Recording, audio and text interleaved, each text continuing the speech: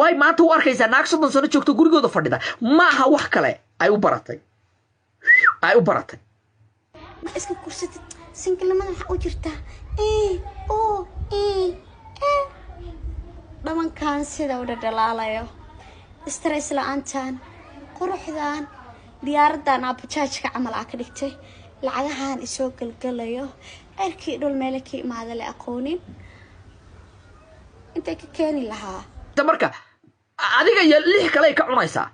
by the time naagtu system noocaas ay barato why hadda xilliga la joogo aad u arkaysaa naag 28 jirto aan wali la guursan why aad u arkaysaa naag 29 jirta because of waxay ku jirtaa routine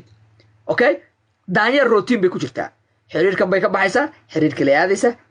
aadaysa laba boyfriend bay leedahay saddex boyfriend afar boyfriend waxaan oo dhan iyada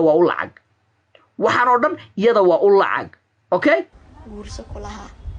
marka aniga guursanaay adima aroosid waxa ay kortaagantaa macna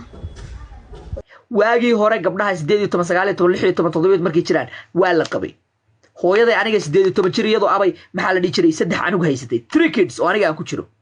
saddex anug bay haysatay hooyaday aniga brother you understand 18 sano jirtay brother up to date waa la qabaa up to date abay wada joogaan you understand